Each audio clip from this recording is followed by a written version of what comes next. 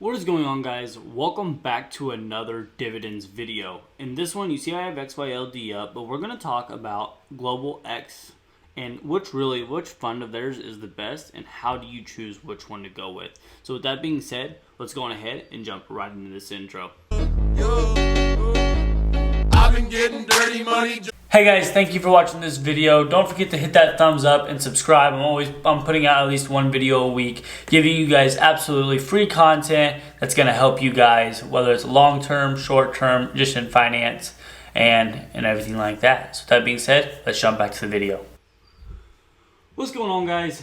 XYLD, obviously you see here. I want to go over and we're going to do a back test portfolio on all of these because, we want to see which one's really going to put up the best. But Global X ETFs. So this is basically a fund that is trying to get into just pretty much everything, and they're trying to keep income basically for people. And I think it's a great idea. I really do. But let's look at some of their stuff, and I think more people need to do this. So I want to click Explore. And you can look up multiple of these. So like the S&P is what most people go. So QDIV. There's going to be multiple of these. The ratio, again, if some people are going to think this is a little bit high. Some of them are. Well, we're not going to lie to you guys. But the monthly thing is great. And so you can always look up QYLD because that is by far the most popular, and it's the NASDAQ. And again, why I do like NASDAQ, don't get me wrong, I like QYLD. I think it's great, and I do think that there's a lot of potential income probability here for it. Again, I'm a probability person, and that's what I like. I'm a very big on probabilities.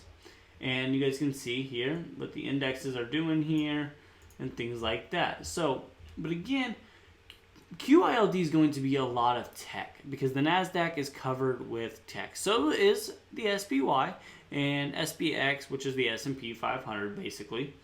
And that's this one right here, XYLD. And again, you guys can come in here and again search for XYLD. I think everybody should be able, if you're in a fund, you should be able to find where that page is and it's going to talk about more. So price and performances.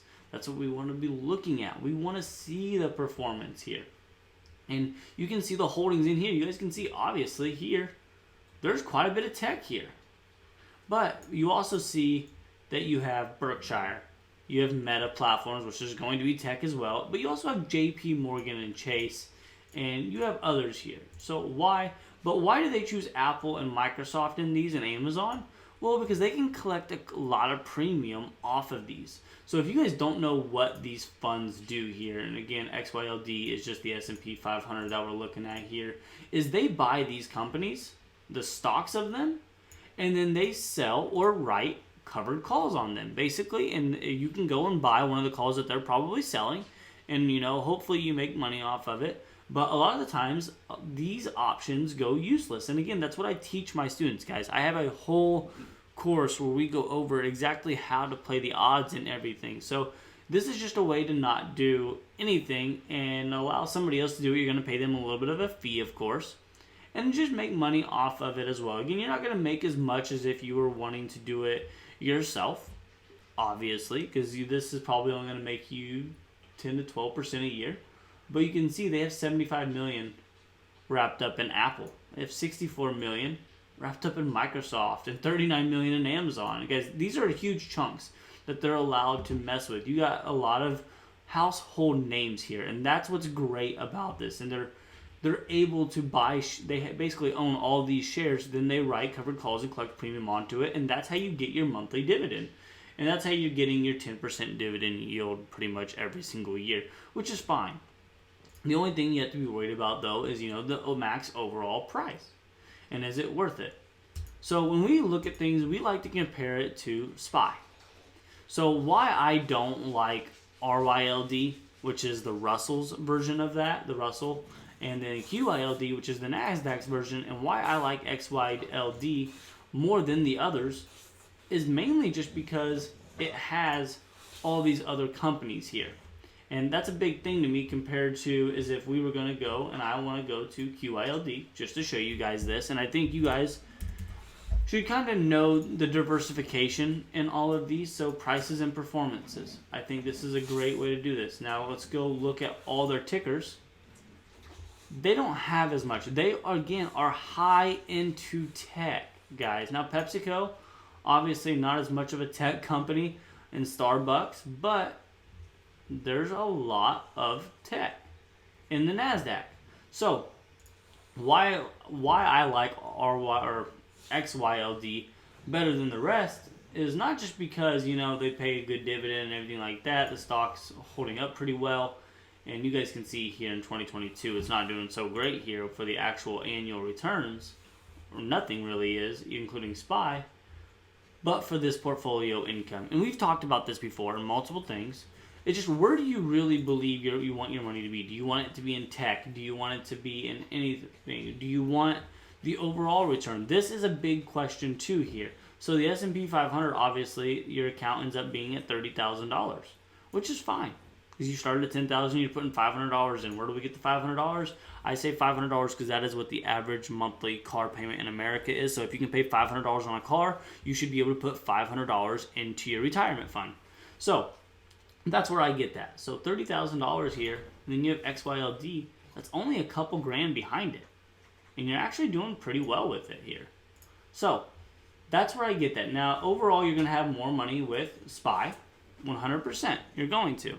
But you're going to get more income from these other things. And what do you live on when you get older? You live off of income. Now, my goal is to never spend my residual or my actual money. I want to live off of the residuals, basically dividends.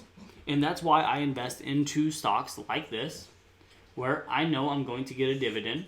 And maybe my capital does depreciate just a little bit, but my income is continually to go up. That is a risk I'm willing to take to make sure I know if I pass away and things like that, well, all of a sudden, whoever I leave all my money to is getting passive income. And they're basically not allowed to sell it in my case and keep money unless a financial advisor signs off on it. I am not a financial advisor, guys. Make sure you guys know that. Again, this is called Portfolio Visualizer. It's literally portfoliovisualizer.com.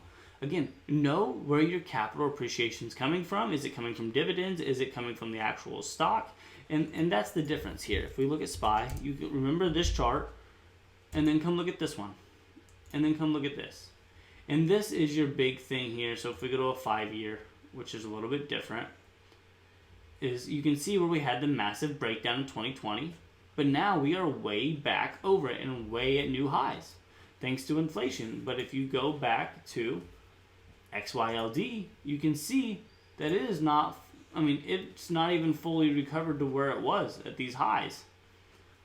But you are also getting that monthly income, and that's where that key data is coming from. So that being said, guys, you choose what you want to put your money into. I don't think any of these funds from the Global X ETFs are bad ones when they're doing these covered calls and creating income for you. Obviously, I think they're doing all right, but you have to choose. Where do you want your money? Do you want your money in tech? Do you want your money just in the S&P 500 where it's a little bit of tech, it's a little bit of this, it's a little bit of that, household names? Do you want it in the Russell? Do you want it? You have to decide what sector kind of, and they do diversify a little bit in every single one of them, so they're not over just tech or something like that. But you have to decide, where do you really want your money to be? What do you trust? Do you want to diversify? Do you want to put money into all three funds? Or, there's funds like JEPI out there or NUSI that do similar things, but they're not selling covered calls. They're doing other options as well. So with that being said, guys, thank you guys all for watching. I hope this helps somebody else out there. Make sure you do your homework. You can play with this as well. If you start with $1,000 and maybe you're going to put in $400 because you're going to put in $400 a month because that's $100 every single week, which is very, very doable, I believe, for everybody. Live within your means, people. That's a big thing. And what income are you getting? Again, know what your incomes are. If you're getting an extra $1,000 a month, it looks like here, even if you start with $1,000, and that's a great thing. Plus, you're adding $400 in every single month, so you're gonna have a couple $1,000s there. Obviously, you end up with about 10 to 12,000 over a couple. After what, 2-3 years, 2 years? It's not a bad little nest egg. Plus, you're getting income from it, guys. So again, long term is going to win. Long term. Keep that in mind. If you have a day where you have a bad day and the market has a bad day, that's life. The long term seems to always win. That being said, thank you guys all for watching this video, and I look